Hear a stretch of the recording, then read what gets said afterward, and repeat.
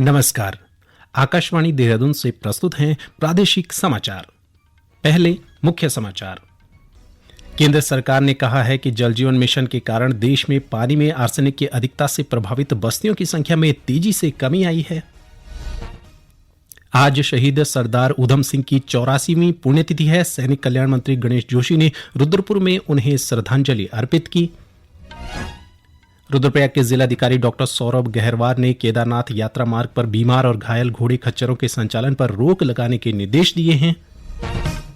और प्रदेश के पर्वतीय इलाकों से लेकर मैदानी क्षेत्रों तक रुक रुक कर बारिश का सिलसिला जारी है। समाचारों के साथ मैं संजय भंडारी। अब समाचार विस्तार से।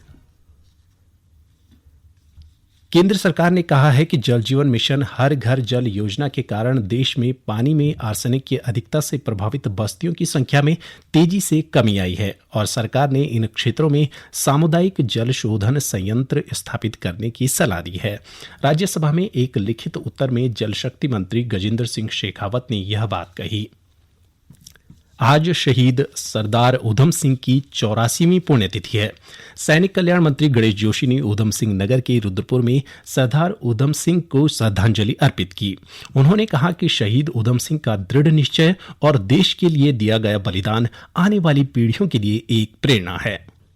मैंने शहीद उधम सिंह जी को प्रणाम किया, जिनके नाम से ये नगर बसा है, और जलियांवाला बाग के खिलाफ जो उन्होंने किया वास्तव में प्रेरणादायक है। और आज करके नौजवानों को मात्र एक दिन उनकी पुण्यतिथि पर या जन्मतिथि पर उनको याद करने से काम चलने वाला नहीं है। हमें उधम सिंह जैसा बनना चाहिए, उनसे हमें सीख लेनी चाहिए। शहीद उधम सिंह के बलिदान दिवस पर जिले भर में विभिन्न कार्यक्रम आयोजित किए गए। गौरतलब है कि 13 जुलाई 1919 को ब्रिटिश हुकूमत के ब्रिगेडियर जनरल रेजिनाल्ड डायर के नेतृत्व में अमृतसर स्वर्ण मंदिर के पास जलियांवाला बाग में गोलियां बरसाकर नरसंहार किया गया, जिसका जनरल डायर ने समर्थन किया था। इससे प्रभावित शहीद उधम सिंह ने 21 वर्ष बाद इंग्लैंड जाकर 13 मार्च 1940 को जनरल डायर की एक कार्यक्रम के दौरान गोली मारकर हत्या कर बदला लिया। उत्तराखंड की उधम सिंह नगर का नाम शहीद ए आजम सरदार उधम सिंह के नाम पर रखा गया है। देश में प्रतिवर्ष जलवायु कारणों से होने वाले नुकसान में वृद्धि हो रही है। 2021 में देश को जलवायु संबंधी कारकों से लगभग 50,000 करोड़ रुपए का नुकसान हुआ है। राज्यसभा में एक लिखित उत्तर में आवासन और शहरी कार्य मंत्री हरदीप सिंह पुरी ने बताया कि देश में आई बाढ़ और मूसलाधार बारिश के कारण घरों, फसलों और सार्वजनिक सुविधाओं को 2019 में लगभग 15,000 करोड़ रुपए और 2020 में लगभग 21,000 करोड़ रुपए का नुकसान हुआ है। उत्तराखंड उच्च न्यायालय के आदेश पर चंपावत जिले में वन भूमि, नदी तट, राष्ट्रीय राजमार्गों और राज्य मार्गों से अतिक्रमण हटाने के लिए समिति का गठन किया गया है। प्रभारी जिलाधिकारी हेमंत कुमार वर्मा ने बताया कि अतिक्रमण हटाने के लिए गठित समिति के अध्यक्ष की जिम्मेदारी उप जिलाधिकारी को सौंपी गई है। लोक निर्माण विभाग के साथ ही राष्ट्रीय राजमार्ग खंडों के अधिशासी अभियंता, नगर पालिका के अधिशासी अधिकारी, प्रभागीय वनाधिकारी, पुलिस अधीक्षक समिति के लिए कर्मचारी नामित करेंगे। जिलाधिकारी ने बताया कि अतिक्रमण हटाने से पहले और हटाने के बाद समिति फोटोग्राफ प्रशासन को सौंपेगी। चमोली जिले में पुलिस, परिवहन, स्वास्थ्य और सड़क निर्माण से जुड़े कर्मचारियों को भारत सरकार की इंटीग्रेटेड रोड दुर्घटना डेटाबेस ऐप से संबंधित विषयों का प्रशिक्षण दिया गया। इस ऐप की सहायता से सड़क दुर्घटनाओं के वास्तविक कारणों का विश्लेषण किया जा सकेगा। चमोली सूचना विज्ञान केंद्र में आई रेड ऐप के प्रबंधक दीपक सिंह रावत ने बताया कि ऐप से ब्लैक स्पॉटों पर सुरक्षात्मक उपाय कर संभावित दुर्घटनाओं को कम किया जा सकता है। गौरतलब है कि आई रेड ऐप की सहायता से दुर्घटना डाटा का विश्लेषण कर इसके कारणों और स्थानों का पता लगाया जा सकता है। डाटा विश्लेषण के आधार पर दुर्घटनाओं को रोकने के बारे में योजना बनाने में बहुत सुविधा मिलती है। ये समाचार आकाशवाणी के देहरादून केंद्र से प्रसारित किए जा रहे हैं। ताजा समाचार के लिए आप हमारे फेसबुक पेज आकाशवाणी समाचार उत्तराखंड और ट्विटर हैंडल @AIRnews_DDN को फॉलो कर सकते हैं। ये समाचार यूट्यूब चैनल आकाशवाणी समाचार उत्तराखंड को सब्सक्राइब कर सुने जा सकते हैं। साथ ही आकाशवाणी की वेबसाइट www.newsonair.gov.in/उत्तराखंड पर लॉग इन कर देख सकते हैं।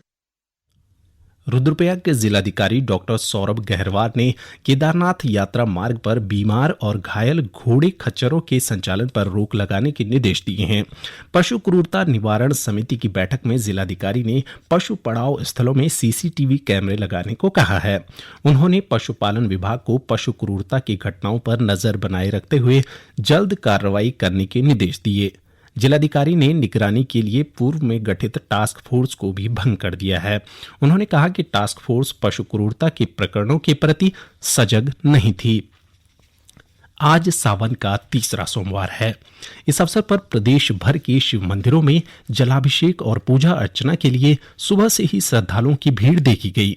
देहरादून के टपकेश्वर, पृथ्वीनाथ, पशुपतिनाथ समेत अन्य मंदिरों में भक्तों ने लाइन में लगकर भगवान शिव का जलाभिषेक किया। चमोली जिले में गोपीनाथ, पौड़ी के क्यूंकालेश्वर, उत्तरकाशी के काशी विश्वनाथ, बागेश्वर के बागनाथ मंदिर में देर शाम तक जलाभिषेक के लिए भक्त लाइनों में खड़े नजर आए।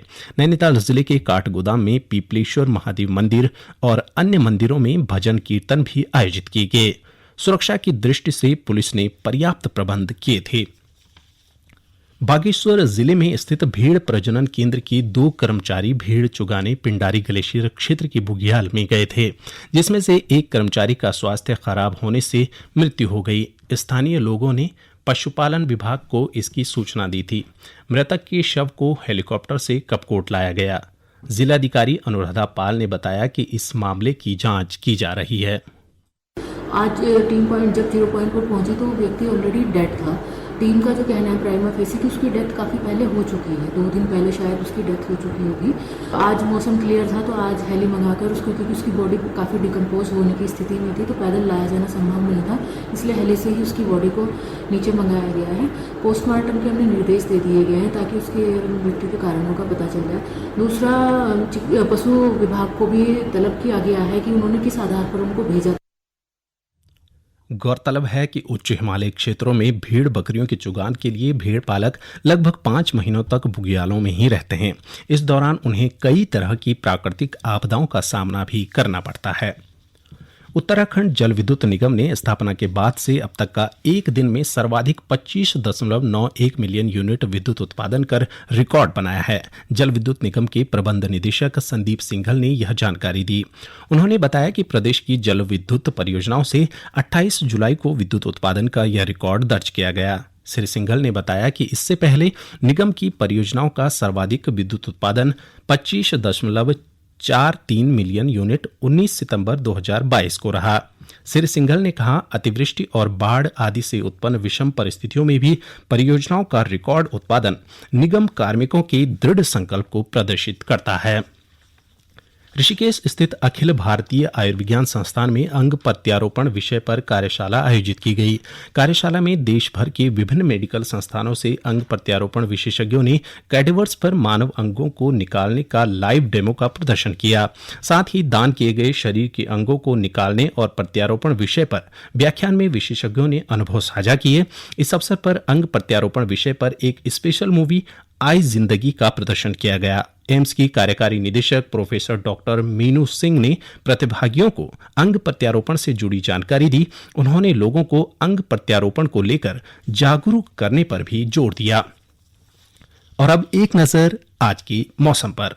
प्रदेश में पर्वतीय इलाकों से लेकर मैदान तक रुक रुक कर बारिश का सिलसिला जारी है। राज्य में हो रही बारिश से पहाड़ी मार्गों पर मलबा आने और भूस्खलन की घटनाओं से आम जनजीवन प्रभावित हुआ है। वहीं मौसम विभाग ने 4 अगस्त तक प्रदेश के अधिकांश जिलों में भारी बारिश का येलो अलर्ट जारी किया है। राज्य आपदा परिचालन केंद्र के अनुसार राज्य में 4 सीमा मार्ग सहित 165 सड़कों पर यातायात बंद है। सीमा सड़क संगठन की टीम बंद सीमा मार्गों को खोलने का कार्य कर रही है। इस बीच देहरादून स्थित अन्य इलाकों में कहीं कहीं हल्की बारिश हुई। अंत में मुख्य समाचार एक बार फिर। केंद्र सरकार ने कहा है कि जल जीवन मिशन के कारण देश में पानी में आर्सेनिक की अधिकता से प्रभावित बस्तियों की संख्या में तेजी से कमी आई है। आज शहीद सरदार उधम सिंह की 84वीं पुण्यतिथि है। सैनिक कल्याण मंत्री गणेश जोशी ने रुद्रपुर में उन्हें श्रद्धांजलि अर्पित की। रुद्रप्रयाग के जिलाधिकारी डॉक्टर सौरभ गहरवार ने केदारनाथ यात्रा मार्ग पर बीमार और घायल घोड़े खच्चरों के संचालन पर रोक लगाने के निर्देश दिए हैं। और प्रदेश के पर्वतीय इलाकों से लेकर मैदानी क्षेत्रों तक रुक रुक कर बारिश का सिलसिला जारी है। इसके साथ ही प्रादेशिक समाचार का ये बुलेटिन समाप्त हुआ। नमस्कार।